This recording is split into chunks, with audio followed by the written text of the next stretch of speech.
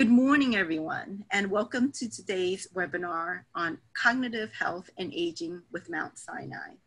Our guests today are Dr. Marie Ampere and Xian Chin from the Alzheimer's Disease Research Center at Mount Sinai. They will talk about the latest research as it relates to cognitive wellness, health, and aging. Feel free to ask questions by typing them in the chat box or by unmuting yourself. And thank you all so much for joining us today.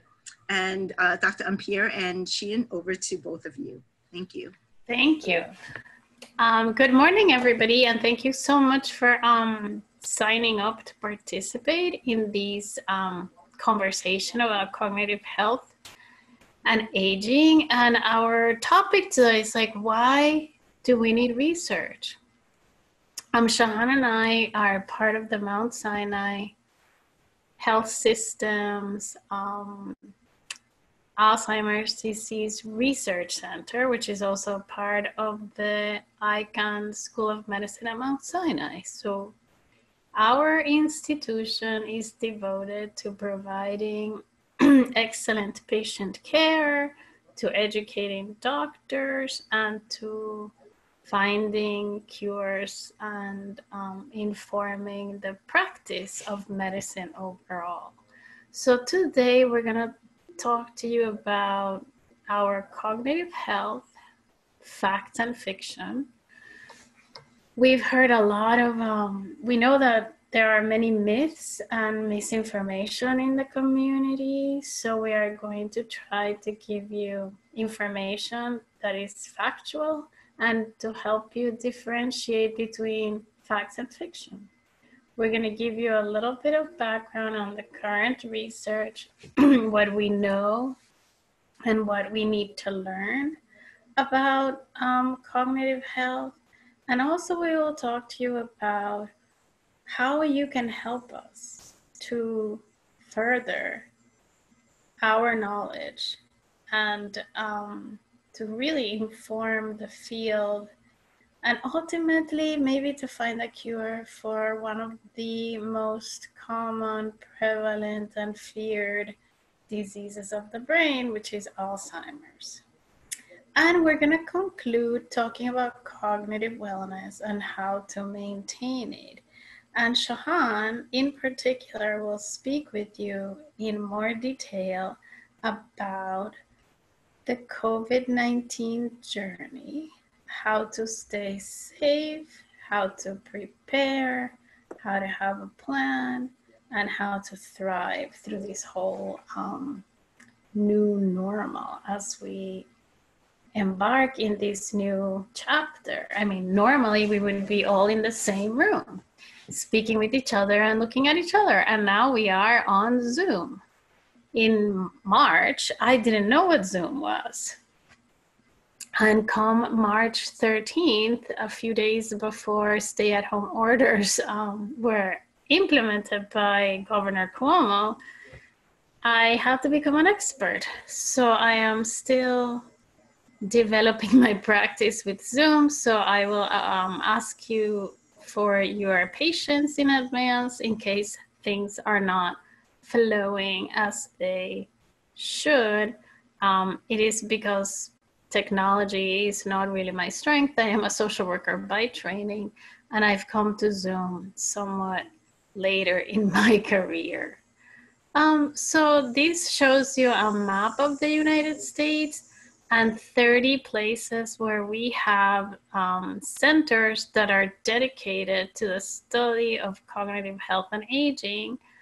And Mount Sinai is one of 30 centers, one of 3 in New York. We're pretty lucky in New York, in the New York area, because we have 3 Alzheimer's disease research centers.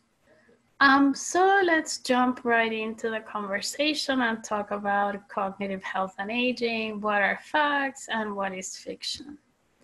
So memory and aging, what to expect. So we're gonna, as we get older, let's say we're kind of reach our 25th birthday, things start to change. And you are going to need more time to learn new information, You're going to need more time to store that information and more time to find it in those files where you have stored it. So that's kind of like what to expect as we get older. And like I say, sometimes we have good news and bad news. The good news is that serious memory problems are not part of normal aging. Memory changes gradually over time. And the bad news is that mild memory problems are part of normal aging.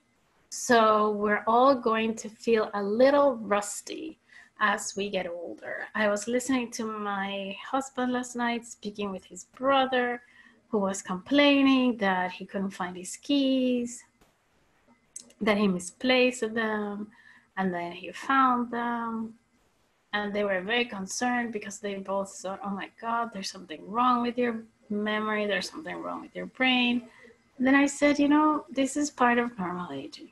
Misplacing keys is totally natural. We have lots of things in our minds, especially with all the worries and concerns about health and the pandemic worldwide. Losing our keys is not the biggest problem. However, forgetting what keys are for is another story. So, although mild memory problems are part of normal aging, memory disorders are not. And Alzheimer's disease is a memory disorder, which is very common in people as they get older. The risks of developing Alzheimer's disease increase with age. My brother-in-law is 68 and he's extremely concerned because he knows that memory disorders are pathological conditions of the brain. Of course, he's a doctor and he should know that. These pathological conditions cause functional and cognitive decline, but they are not part of normal aging. That is, it's more prevalent as you get older to develop a cognitive disorder, but it doesn't mean that you're going to develop it just because you're getting older. So we'll talk more about that. Is Alzheimer's disease or is it dementia? Well, how about if I tell you that it's both? Dementia is an umbrella term. Alzheimer's disease, vascular dementia, frontotemporal dementia, and Parkinson's disease, for example, they're all pathological conditions that are that affect the cells of the brain that we call neurons, and all of them are known as dementias. And dementia is a condition that impairs or causes functional and cognitive decline because it really impairs the functioning of the brain. And if the brain is not functioning properly, it's very hard to tell the rest of the body what to do. So when people talk about is it Alzheimer's or is it dementia? Alzheimer's is a form of dementia. So in fact, it is both. Is it vascular dementia or Alzheimer's disease? That's another story. Vascular dementia is another common cognitive disorder, and it's caused by small cardiovascular accidents or big cardiovascular accidents. In lay terms, a cardiovascular accident or CVA is also a stroke. So what we want to do is prevent cardiovascular problems to maximize and optimize cognitive health. And we have learned that what is good for the heart is also good for the brain. And we'll let you know about strategies to keep your memory healthy a little later in the presentation. So that brings us to research. And the reason why we can tell you what's good for the brain is what's good for the heart is good for the brain is because we learned that through research. So I am going to share with you some of what we know and have learned through research and what are the questions that are still looming in the background that we need to find answers for. So we know that over 15% of adults over 65 will have a memory disorder. That the most common memory disorder is Alzheimer's disease, that Alzheimer's disease is a slow, progressive, and incurable illness that affects the cells of the brain and impairs memory, thinking, and behavior. However, we also know that a diagnosis of Alzheimer's disease does not mean global incapacity. Alzheimer's disease can be diagnosed in the mild, moderate, or severe stages of the disease process. Most people, when they have like the mild version of Alzheimer's early on in the disease process, they don't even know they have it. Therefore, people delay entering into care until the later stages of the disease, that they're becoming so forgetful that their ability to be independent is slightly impaired. So people worry about their memory a lot. And some people are like Maria in this photo. They don't even want to know. They're worried, but they avoid.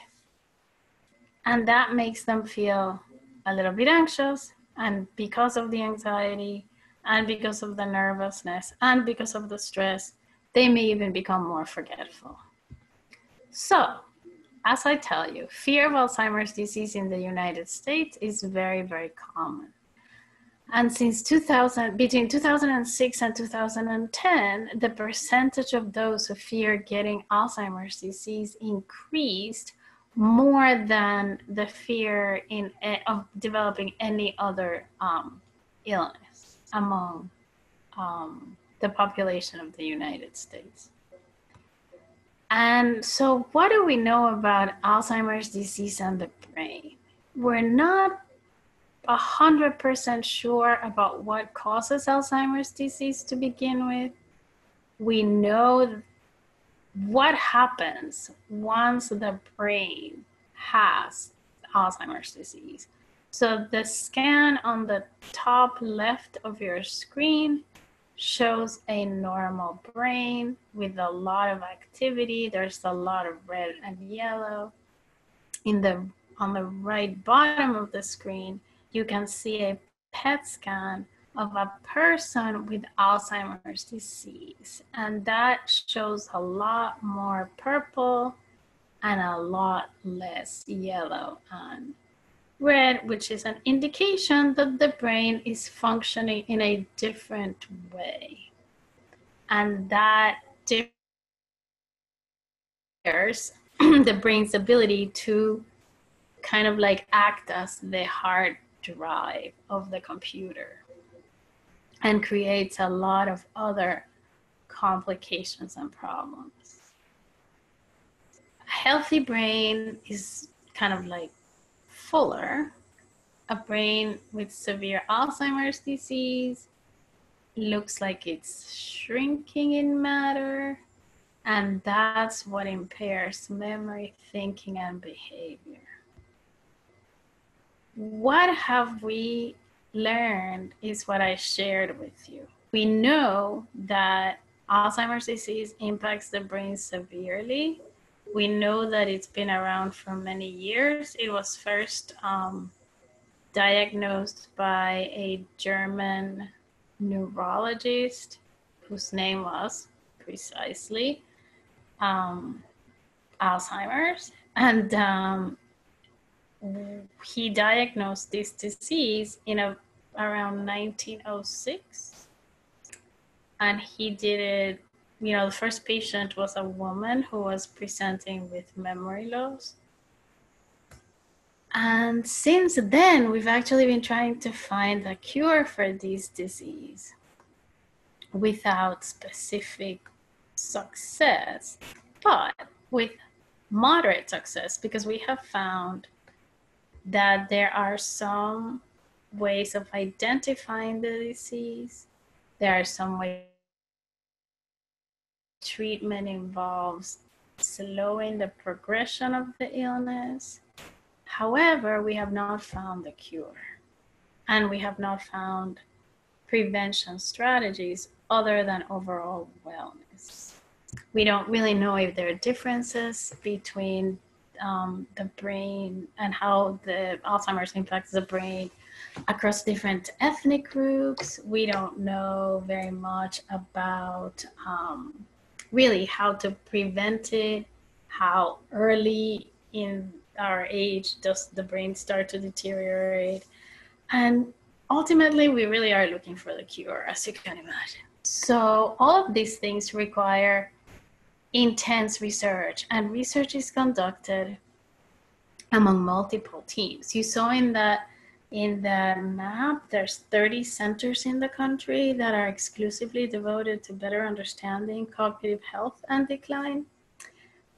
Within those centers, there are a number of teams working together, but the key factor really is the participation of subjects who are willing to collaborate with the researchers to be able to, be observed longitudinally, to participate in studies that may require a set of taking a new medication, for example, or just taking some pencil and paper testing to kind of compare the functioning of memory from one year to the next.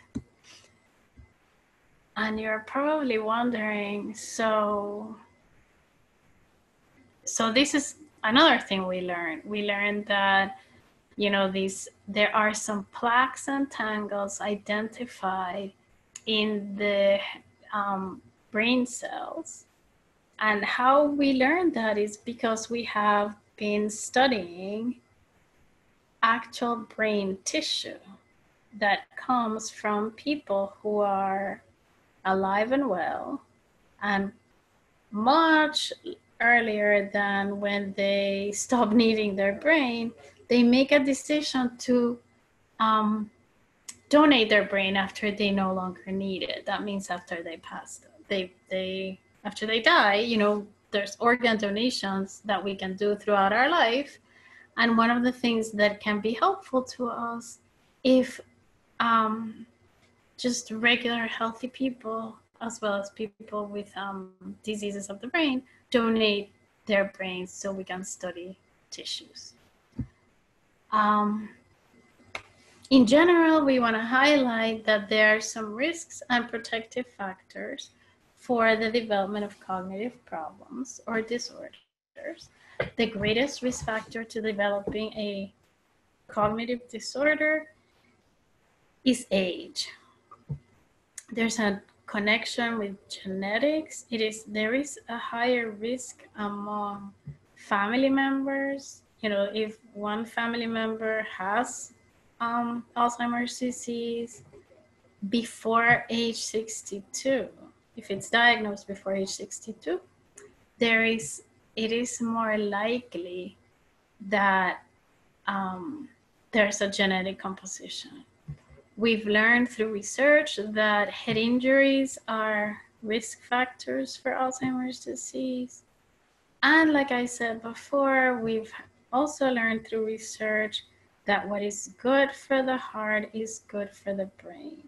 And I'm sure you know the importance of keeping a healthy diet, staying socially active, and I should add here, also staying physically active and taking care of your overall health and well-being is a very important protective factor.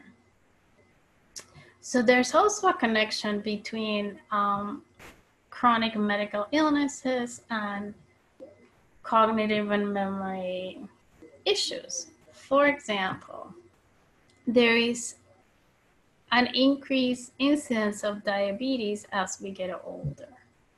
And type 2 diabetes and AD, which is Alzheimer's disease, are often happening concurrently. We've learned through research that type 2 diabetes is associated with significant cognitive impairment, but not necessarily the functional impairment is more prevalent than, it's harder for people with diabetes as they get older to retain their functional abilities. However, their memory is not as severely impacted when there is no Alzheimer's disease present. So we know that there are some other conditions that affect the health of the brain, for example, diabetes, but it doesn't necessarily mean that people with diabetes are going to develop Alzheimer's, and or that people with diabetes are going to develop a memory disorder similar to Alzheimer's. However, what we do know is that diabetes is one of the most complicated diseases to manage, that it is a major public health, and that often people with diabetes also suffer from Alzheimer's disease. So it's very important to continue to study both diseases. It's important to study diabetes in people with Alzheimer's and diabetes in people without Alzheimer's.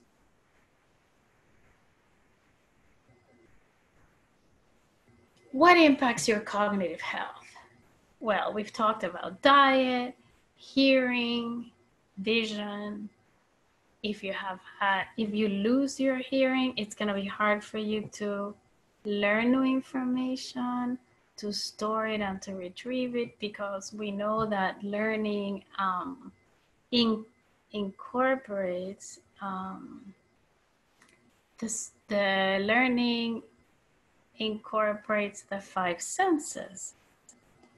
So it is important to remember that we want to keep ourselves healthy and to maintain awareness as to whether we need glasses to be able to see well, whether we need maybe hearing aids to be able to hear properly. We want to make sure that we are going to the doctors for regular checkups, where we are keeping track of our A1C level if we are diabetics, or even if we are pre-diabetics, we maintain a good healthy diet. We also want to take care of our overall stress. We want to focus on not only our physical health, but also our mental health. And that's one thing that we'll talk a little bit later in the presentation, because we know that the COVID-19 pandemic has impacted everyone's stress level, everyone's level of anxiety. Some people have been feeling depressed. Some people feel there's a lot of information out there. It's information overload, but things are not clear. And that creates a sense of despair and kind of disruption. So in the last 4 months, our lives have been kind of like upside down. And how we cope with these changes is very, very important, because coping can be both constructive and could be also destructive. Some people cope by using substances to avoid their emotional discomfort. And that could lead to substance abuse, which in turn could lead to sleep disturbances, and furthermore to dependence.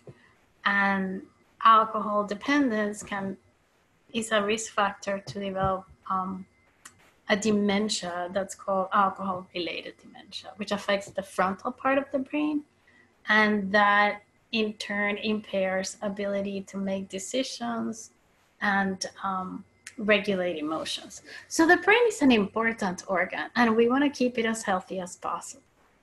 And there are many factors that impact our cognitive health, and what we've learned and how we know that all of these factors impact our cognitive health has been because we have been studying the brain for many years. So how do we minimize risks? We encourage you to treat your treatable conditions: high cholesterol, hypertension, diabetes, depression. We also encourage you to protect your brain. Use seat belts, prevent falls and head injuries, and manage your stress. So keeping your memory healthy is a key strategy because it is such an important part of your well-being.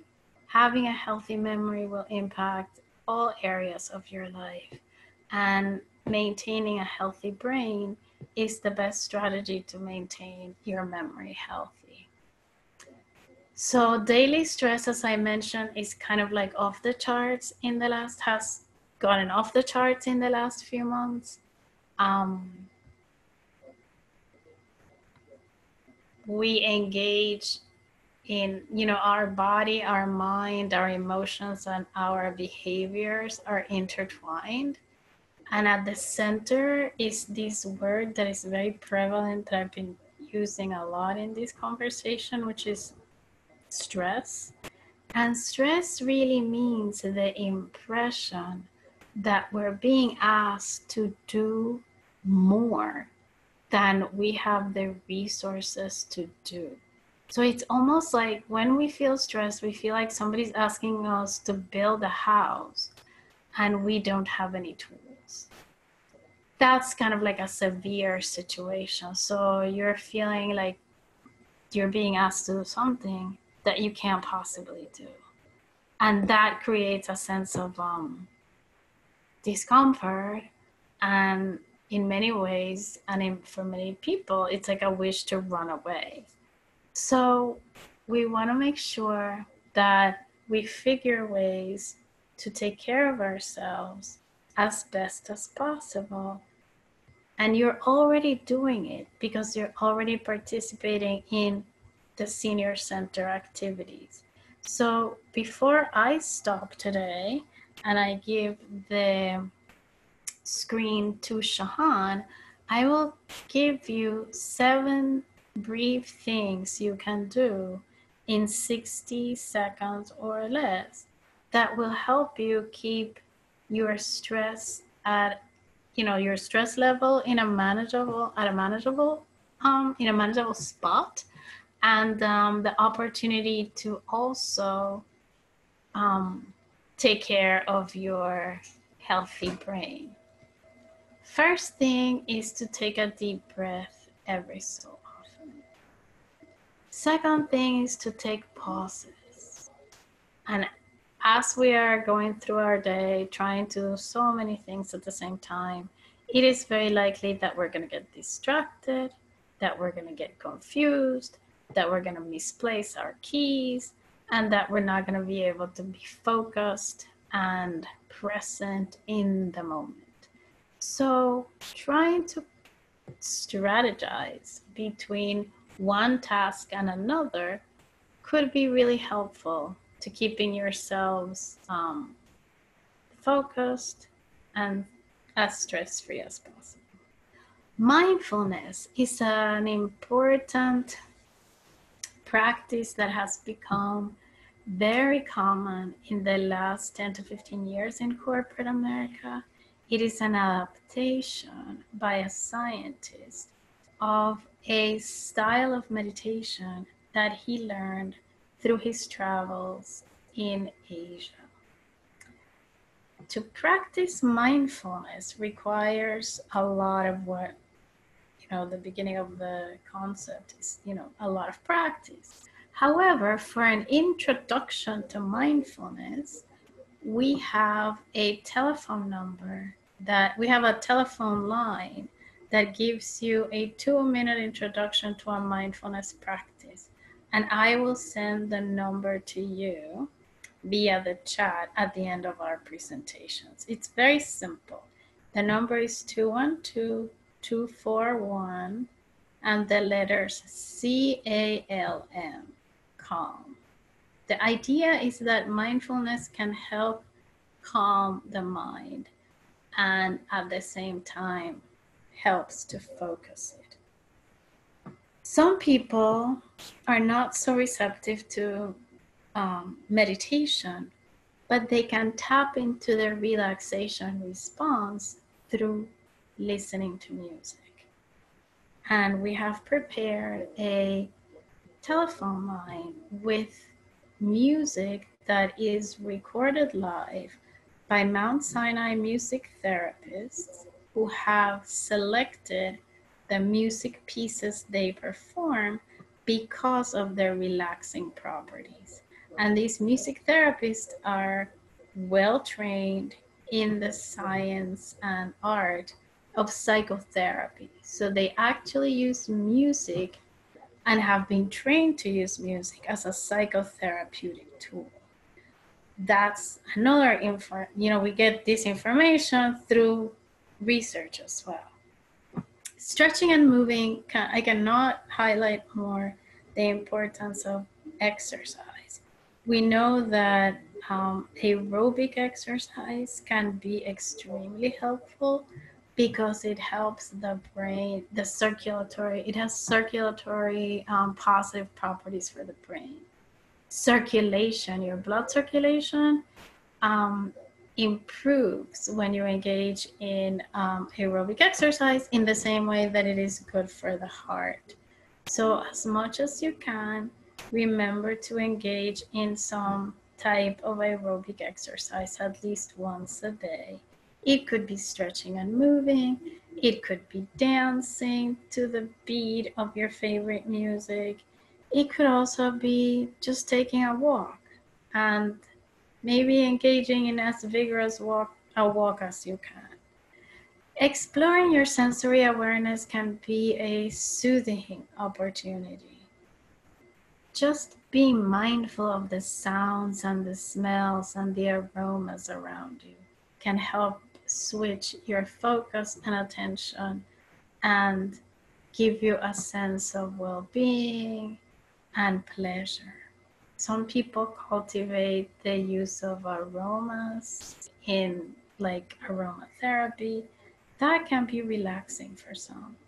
So it's not a one-size-fits-all approach, but it certainly could be helpful. Some people enjoy the smell of lavender, and it has the aroma of lavender has been associated to inducing sleep and relaxation. So that could be something that you want to explore on your own. And last but not least, we've learned, again through research, that those who score high in levels of subjective gratitude, meaning people who experience themselves as grateful or feel grateful for something in particular, also tend to score high in levels of well-being overall. So when you practice gratitude, you're not only taking care of yourself, but since gratitude is something that you express often to another person, it's a reciprocal process. You're taking care of yourself and you're taking care of the other person by showing the expressing what you're grateful for and showing kindness and compassion to the other person. So diet is an important component of prevention and health maintenance, but I know that you have probably learned a lot about the importance of nutrition, and we'll share this information with you so that you have it handy in your apartments and you are prepared when you go food shopping to buy a bigger supply of vegetables, fruits, whole wheats, and grains. And you kind of like keep at home, you start switching if you're still eating sweets for snacks, you start switching those for fruits, and you continue to spend time in not just like exercising and meditating, but also engaging in some other type of mental activity on an everyday, as much as possible. I think the fact that you're in this call gives me the impression that you're probably all doing something like crosswords, reading, dancing, doing some book clubs, classes, or lectures, because of course you are here. So I am going to skip this slide, and I am going to remind you that memory disorders are not part of normal aging, that memory problems are totally normal, that Alzheimer's disease is one of many dementias, that we're still looking for the cure, and that we need your support and your help to do that. So we would like you to consider the opportunity, the possibility of research participation down the line. And we certainly want you to engage in intentional self-care. And Shahan will continue to talk to you about how to do that through the COVID journey. So you are prepared and in tune with what's going on health-wise for you and your loved ones. Hello. Okay. So I'm just going to share my screen.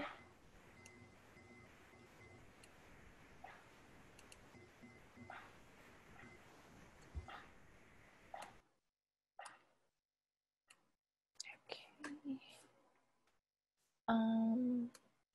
Give me one moment. I'm trying to expand this.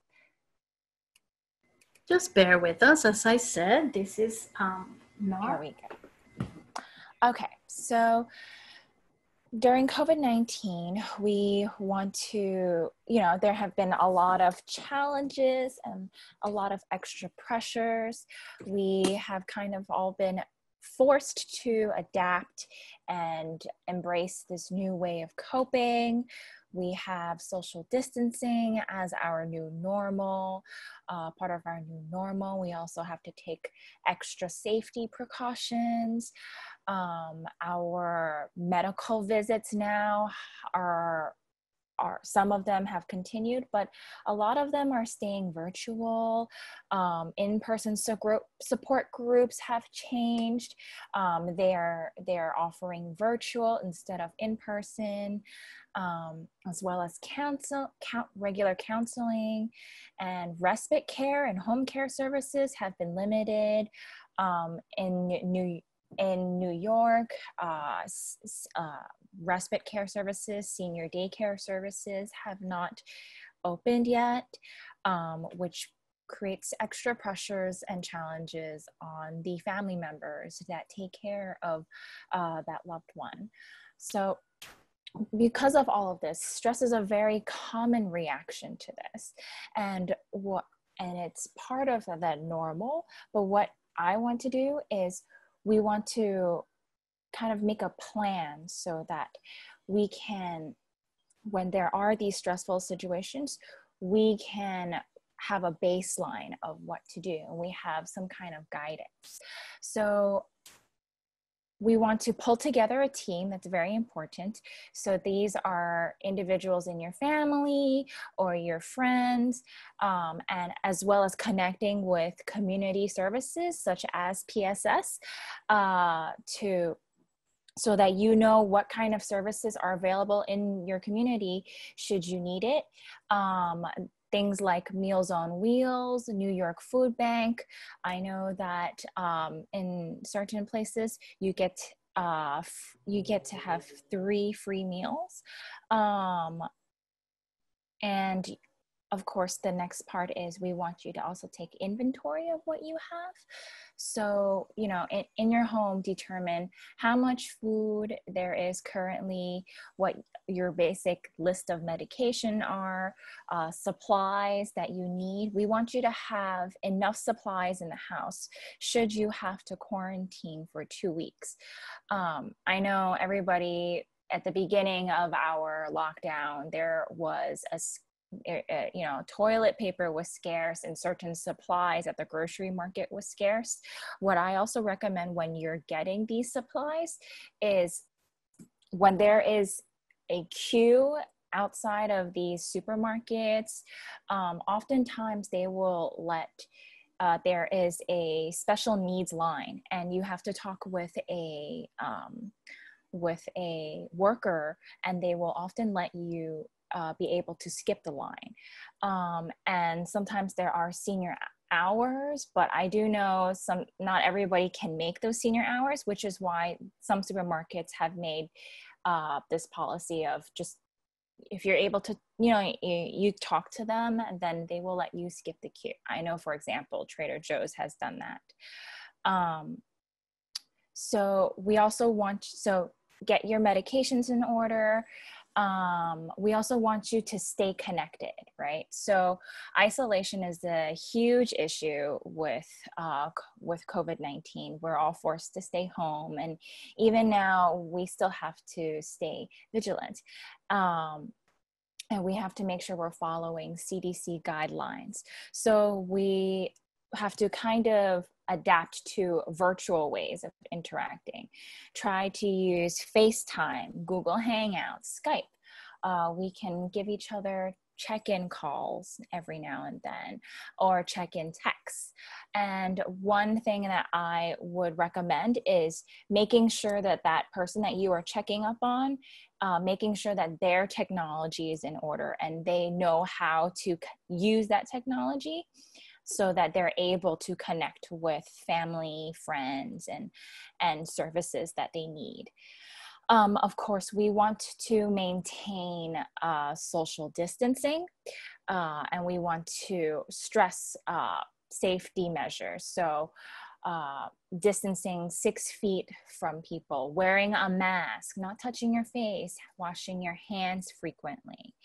And another thing is also have a sort of backup plan, just in case you, as the primary caregiver, get sick, or you assume that you might have come across somebody who was positive, and you feel like it is important for you to quarantine and isolate yourself, then you want to have a plan in place. Who can step in your place to take care of your loved one?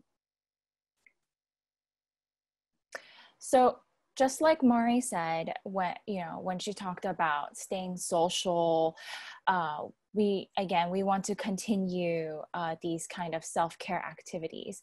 As you know, right now there are online memory cafes instead of in person, and also there are other creative things that we can do. So I know some organizations are offering like online yoga classes, online chair yoga.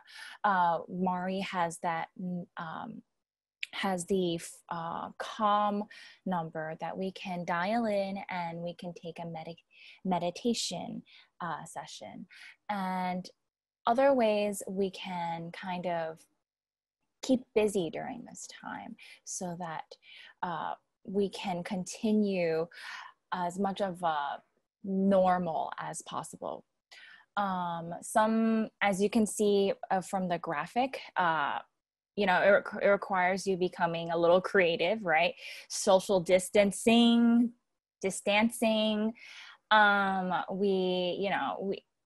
whatever is you come up with, you can let your mind kind of just go with a million ideas. And then we also want to encourage, taking small walks when you're able to, take a little more time to look at nature, take in some fresh air. I know that staying cooped up in home, quarantine, we all get that cabin fever.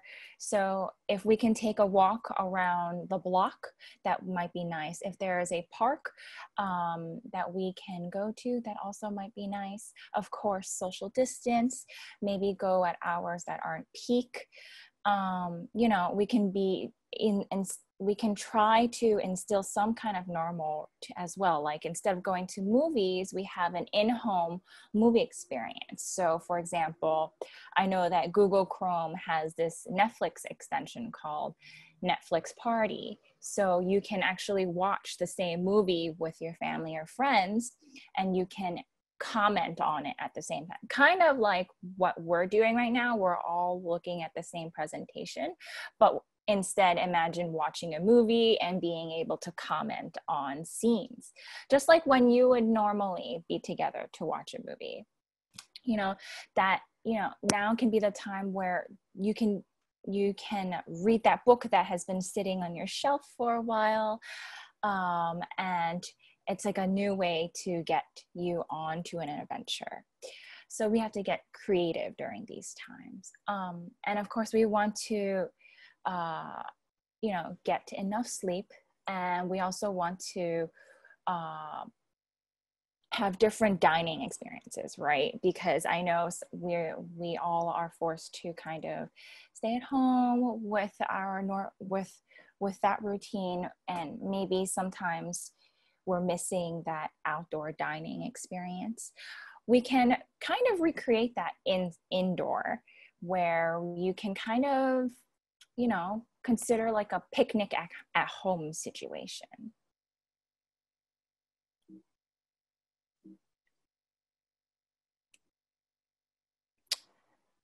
And with that being said, these are just additional resources that I have that, again, I can give to Cindy, and she can give you at the end of this presentation.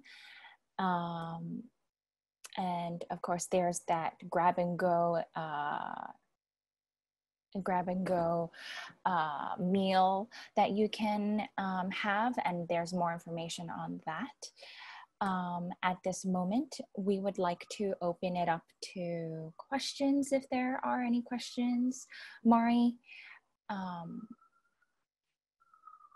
would you like to say anything else? I am here, and I've been listening quietly in the background. Looking forward to receiving questions. I sent in the chat box, I sent the number for our mindfulness telephone line, and I see that Cindy shared it with all panelists and attendees, I think, but I don't see any questions on the chat box. Yes, and thank you so much, Dr. Ampere and Shahan, for the wonderful, wonderful presentation. And to all of our participants, feel free to type in any questions in the chat box. I've also unmuted everyone, so feel free to talk as well. If you have any questions for either Dr. Ampere or Shahan. Oh, I see one from Lisette Vela, says, who diagnoses Alzheimer's? That's an excellent question. Lisette, I will tell you that the diagnosis of Alzheimer's is actually a diagnosis of exclusion. We have, let's say, there are several ways to do it. And one, the most systematic way to do it is to go to a memory evaluation center, where you or your loved ones will get a memory evaluation. And the memory evaluation includes pencil and paper tests administered by a neuropsychologist. They include blood work to rule out other medical conditions, such as a thyroid problem, vitamin B12 deficiency, thyroid problem, I said that already. Any other condition that could be impairing memory functioning, as well as functional capacities. I think in most centers, you will be asked to take an MRI, a PET scan, or a or a CT scan with or without contrast. And the reason for that is we are looking to maximize, it's a brain imagery, and what we're looking for is to rule out a small stroke, a big stroke, some scarring in the brain tissue, as well as those plaques and tangles that I showed in one of the slides. That's what we're looking for when we do the PET scans or the brain imagery in general.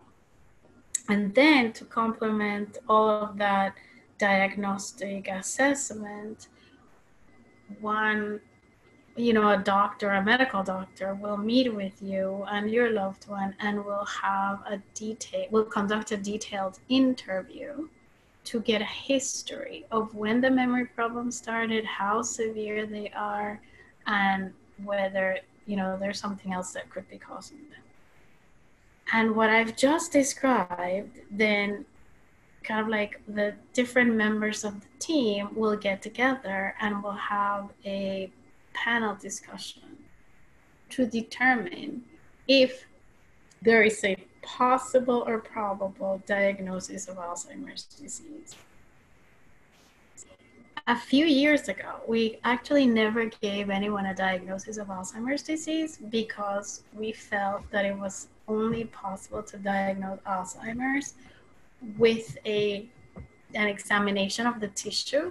And as you know, the tissue of the brain is not going to be, we're not going to biopsy the brain because we feel like it's not justifiable for this disease. Therefore, we made the absolute and final diagnostic impression decision after the person passed away. We have better ways now of really taking a look at the brain and doing a more, providing somebody with a diagnosis of Alzheimer's with more certainty than we used to when I started working in this field, for example.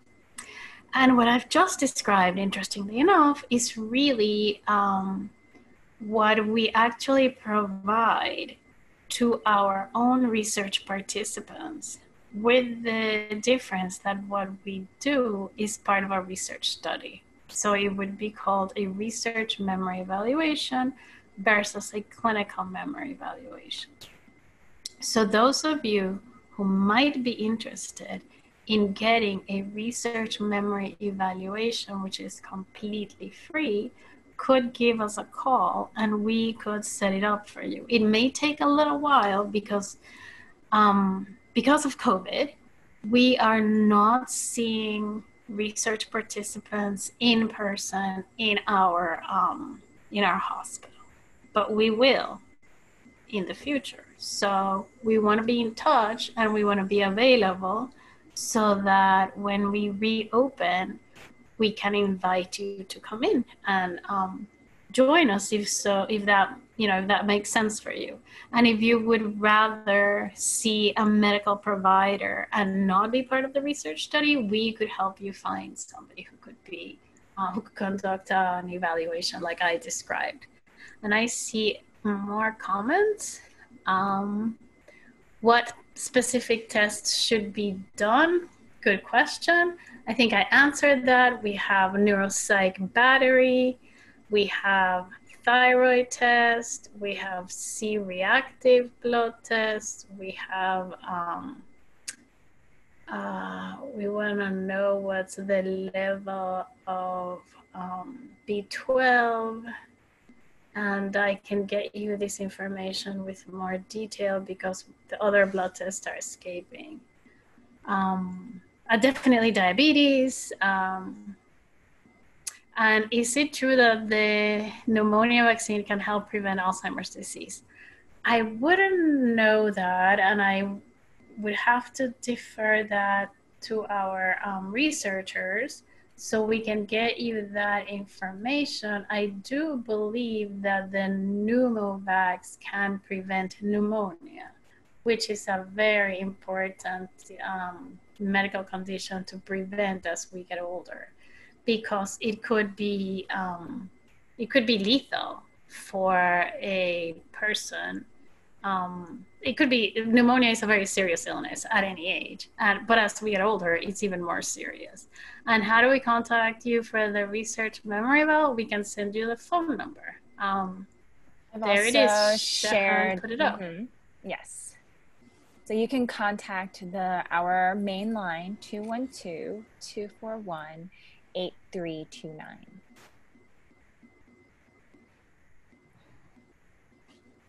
And like Mari said, you know, we are currently doing in person, but we plan to in the future.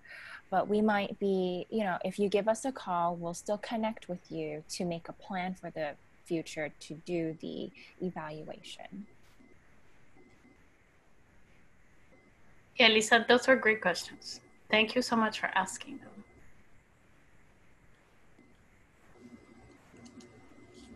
And thank you both, Dr. Ampere and Shahan. I just also typed it into the chat box to connect with Mount Sinai. The number again is area code 212-241-8329. And the other thing that we can do, Cindy, is if you have the contact information for the participants in the chat today or in our talk, we can actually add them to our mailing list and send them our newsletter, which comes out at least every season, 4 times a year. Oh, okay. Do you have a link for that? That'll be... We don't have a link, but we do have a link to our ADRC website, and we can send that to you. Oh, okay. The other right here. No, Lizette, thank you so much. So wait, so we have a link to our, we can send you the link to our website. We can also connect the participants to our newsletter, and we can invite them to participate in our Participant Appreciation Day. This year, it's gonna be another Zoom presentation. Yes. And we're going to virtual. have, yeah, it will be virtual. So in that presentation, there will be a review of our latest research and the outcomes, as well as new research that may be coming up. And we would love to share that information with you. And I see that Lisette has shared her email with us. So I will copy it and keep it in my records. Thank you, Lisette. We are very pleased with that opportunity. Yes, and after this presentation, I'll make sure to include all of the very helpful phone numbers for not only Mount Sinai, but also the Alzheimer's Association, as well as the information for the Alzheimer's Disease Education and Referral Center and the clinical trials. You know, just in the link, and I will send that to everyone, just in case you did not to take it down on this call. But again, a big thank you to Dr. Ampere and Shahan. Thank you so much for both of your time and your great presentation. And I look forward to scheduling more with you in the future for more updates. Fantastic. Yeah. We look forward to connecting again. Have a great weekend and a lovely Friday. Thank you, everybody. Yes, bye-bye. Thank you. Yeah, to all the participants for taking the time to join us. It was so great to have you. Thank you. Bye-bye. Bye, everyone.